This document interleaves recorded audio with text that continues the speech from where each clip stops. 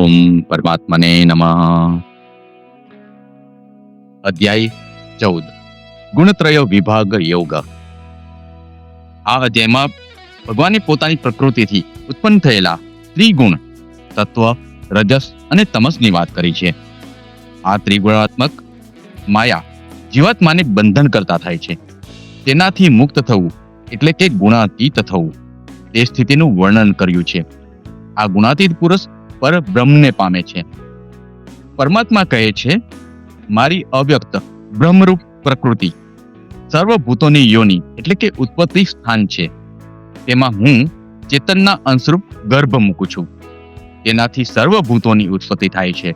એ જડ ચેતનના સંયોગમાંથી સર્વભૂતોનો ઉદ્ભવ થાય છે. સર્વ યોનિઓમાં જે શરીરો ઉત્પન્ન થાય છે, તેઓની ઉત્પત્તિમાં માતાના સ્થાને મહદ બ્રહ્મ એટલે કે મારી મૂળ પ્રકૃતિ છે, અને હું તેમાં ચેતનાના અંશરૂપ બીજ સ્થાપન કરનાર સર્વનો પિતા છું. જેમ સમુદ્ર ઉપર ઉત્પન્ન થતા તરંગો એ સમુદ્રની સંતતિ છે, તેવો જ ચરાચરનો અને ઈશ્વરનો સંબંધ છે. પરંતુ ઈશ્વરના સ્વરૂપ વિશેના અજ્ઞાનને લીધે જ ઈશ્વર અને જગતના ભિન્ન હોવાનો ભાસ થાય છે. આમ જડ ચેતનના સંયોગથી આખી સૃષ્ટિ નિર્માણ થઈ છે. તે કોઈ અકસ્માત નથી, પરંતુ જીવ કર્માનુસાર, ઈશ્વર ઈચ્છાનુસાર, ઈશ્વર સત્તા નીચે આ જડ ચેતનનો સંયોગ થાય છે. અર્થાત સંયોગનું કારણ પરમાત્મા છે. ગુણના લક્ષણો તથા પ્રકૃતિના આ ગુણોથી જીવાત્મા કેવી રીતે બંધાય છે તેની સમજ જોઈએ. સત્વગુણને ઉત્તમ, રજોગુણને મધ્યમ અને તમોગુણને અધમ કહેવાય છે.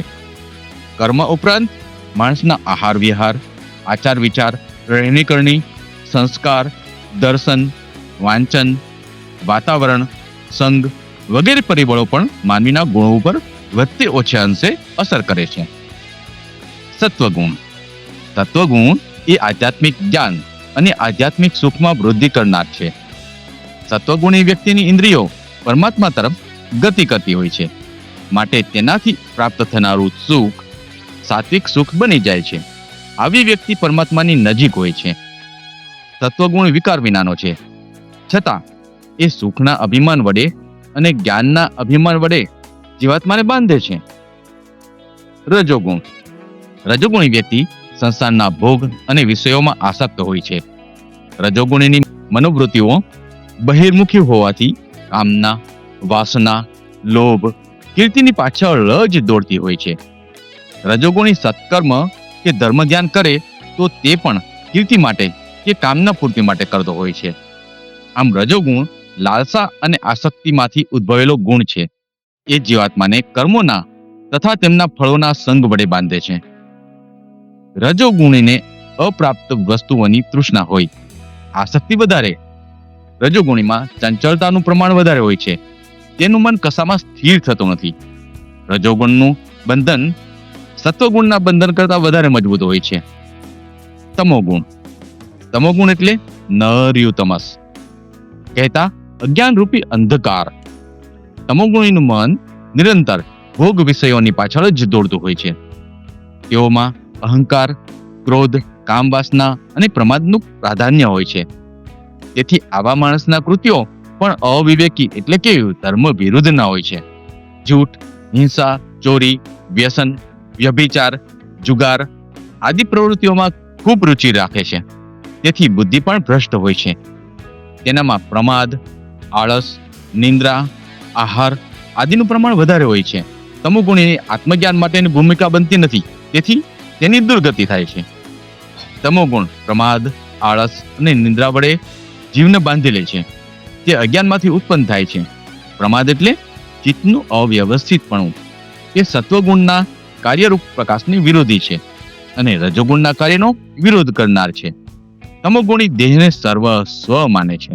મન બુદ્ધિમાં તમોગુણે મૂઢત્વ આવે છે. પરિણામે વિવેકને હરી લે છે. જેવી રીતે ઘડાના જળમાં રહેલું આકાશ ઘડાના આકાશ સમાન દેખાય છે, તે પ્રમાણે ગુણ પાસોથી બદ્ધ થયા પછી જીવાત્મા ગુણોના લક્ષણો જેવો જ જોવામાં આવે છે. ગુણોની વૃદ્ધિના લક્ષણો.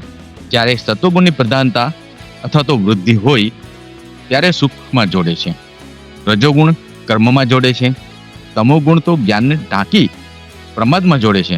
કોઈ પણ બે ગુણોને દબાવીને ત્રીજો ગુણ પ્રભાવી થાય છે.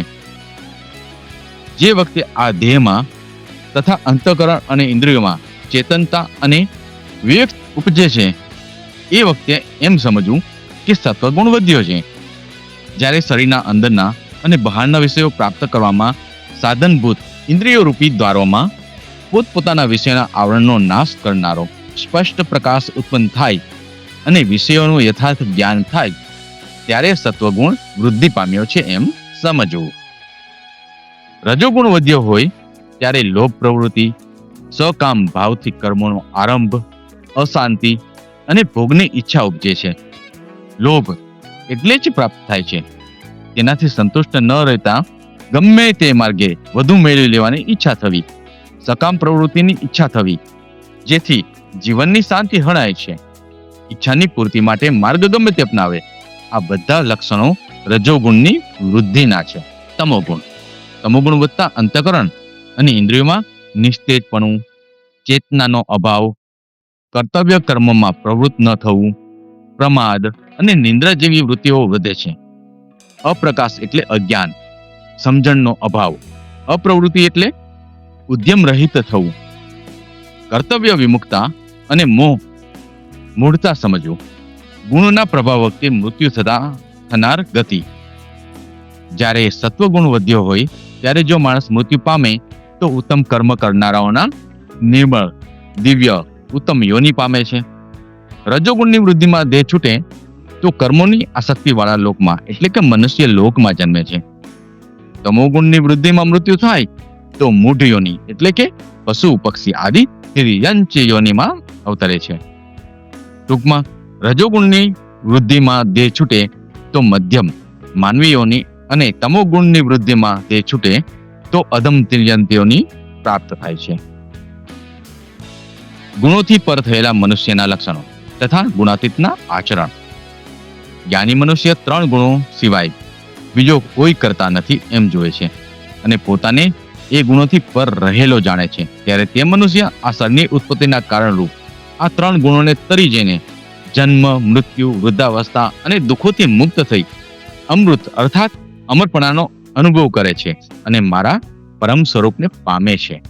જીવને વિવેક થયા પછી પરિણામ પામેલા ગુણોને કર્તા તરીકે જોવે છે. પોતાને કેવળ દ્રષ્ટા તરીકે ગુણોથી પર રહેલો જાણે છે, અર્થાત ગુણો જ કરતા છે, હું કરતા નથી, હું તો કેવળ સાક્ષીભૂત છું એમ જાણે ત્યારે મારા ભાવને કારણે એટલે કે બ્રહ્મ ભાવને પામે છે. આકાશમાં 3 ઋતુ આવે છે અને જાય છે, પરંતુ આકાશ તેના અલિપ્ત રહે છે. મારી જ સત્તાથી સર્વ કર્મો થાય છે, તે છતાં આ દેહમાં માત્ર સત્તારૂપ હોય અકર્તા છું. ગુણાતીત અવસ્થાના લક્ષણો જણાવતા ભગવાન કહે છે કે સત્વગુણની પ્રધાનતાથી ઇન્દ્રિયોમાં જ્ઞાન પ્રકાશિત થતા મારા જેવો જ્ઞાની બીજો કોઈ નથી એવા વિચારને આધીન થતો નથી. રજોગુણની પ્રબળતાથી કર્મમાં પ્રવૃત્તિ થાય અને તેમાં સફળતા મળે તો પણ કર્મ કરનાર હું જ છું એવું અભિમાન તેનામાં ઉત્પન્ન થતું નથી. કર્મમાં નિષ્ફળતા મળતા જેને ખેદ થતો નથી, તમોગુણની વૃદ્ધિ થતા તે મોહ કે ભ્રમમાં ડૂબતો નથી અને અજ્ઞાનતાના સંસર્ગથી મનમાં ખેદ પણ ધરતો નથી, તેને ગુણાતીત માનવો. જીવન મુક્ત જ્ઞાની ગુણાતીત મહાપુરુષો દેહ બુદ્ધિથી પર હોવાથી દેહના ગુણધર્મોથી લિપ્ત થતા નથી. સત્વ, રજ અને તમ એ દેહના સંબંધે જ છે, તેથી ગુણાતીત તેને વશ થતો હોતો નથી, પણ ગુણો તેને વશ હોય છે. ઉદાસીનવદાસીનો કોણેયો ન વિચાલ્યતે ગુણા વર્તન્ત ઇત્યેવ યુવતી સ્થિતિને ગતે. એટલે કે ગુણાતીતના આચરણ વિશે ભગવાન કહે છે ગુણા વર્તન્ત ઇત્યેવ એટલે કે ગુણો જ ગુણોમાં વર્તે છે એમ સમજીને પરમાત્મામાં સ્થિત રહે છે, તેમજ એ સ્થિતિથી કદી વિચલિત થતો નથી. દ્રષ્ટા બની ગુણોના ખેલ જોયા કરે છે. જે નિરંતર આત્મભાવમાં સ્થિત છે, સુખ અને દુઃખને સમાન સમજે છે, માટી, પથ્થર તથા સોનામાં સમાન ભાવ રાખે છે, પોતાની નિંદા કે સ્તુતિમાં પણ સમાન ભાવ રાખે છે, સુખમાં છલકાઈ જતો નથી કે દુઃખમાં નાસીપાસ થતો નથી. જેમ નાળિયેરમાં પાણી સુકાતા કાચલી છૂટી પડી જાય છે, શેકેલા બીજ ફરીથી ઉગતા નથી, તે પ્રમાણે જેની આત્મા સ્વરૂપમાં સ્થિતિ થયેલી હોય છે તે વિરોધ ભાવોથી વિચલિત થતો નથી. જે માન અપમાનમાં સમ છે તેમજ સર્વ કર્મોમાં કરતાપણાના અભિમાન વિનાનો છે, સઘળી બાબતોને પ્રભુની પ્રસાદી સમજી સ્વીકારે છે, સઘળાનો કરતા હરતા ભગવાન છે તો કર્મો કરવા વાળો હું કોણ તેમ સમજે છે. ગુણો બાધારૂપ ન થાય તેનો ઉપાય. જે પુરુષ અવ્યભિચારી ભક્તિ યોગથી મને નિરંતર ભજે છે એ આ ત્રણેય ગુણોને સમ્યક રીતે પાર કરીને સચ્ચિદાનંદ ધન બ્રહ્મને પામવા યોગ્ય બની જાય છે. અવ્યભિચારીની ભક્તિ એટલે તે સમજાવતા ભગવાન કહે છે, આ વિશ્વના રૂપમાં હું અને માત્ર હું સર્વત્ર વિલસી રહ્યો છું. આવી એક્ય બુદ્ધિથી મને જાણવો અને મારી ભક્તિ કરવી તેને અવ્યભિચારીની ભક્તિ કહે છે.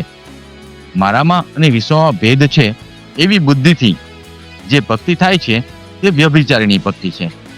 શરીર વ્યવહારિક પ્રવૃત્તિમાં ભલે રહે પણ મન બુદ્ધિ નિરંતર ભગવાન જોડે જોડાયેલા રહે. ટૂંકમાં જેનું સઘળું ઈશ્વર અને ઈશ્વર ભક્તિ છે, આવી ભક્તિને પામેલો ભક્ત બ્રહ્મત્વને પામે છે. આવો ભક્ત ત્રણેય ગુણોથી પર થયેલો ગુણાતીત કહેવાય છે. અંતે ભગવાન કહે છે, આ બ્રહ્મની સ્થિતિ તે હું છું. અવિનાશી અમરતા મોક્ષનું સ્વરૂપ પણ હું છું અને સનાતન ધર્મનો તથા અનંત અખંડ એકરસ રૂપનો આનંદનો આશ્રય પણ હું જ છું. આમ અગોચર પરમાત્મા કેવળ અનુભૂતિ રૂપ શાશ્વત સુખ, શાંતિ અને આનંદ છે. અસ્તુ. સનાતન ધર્મને લગતી આવી માહિતી મેળવવા માટે અમારી ચેનલને લાઈક, શેર અને સબસ્ક્રાઇબ કરો.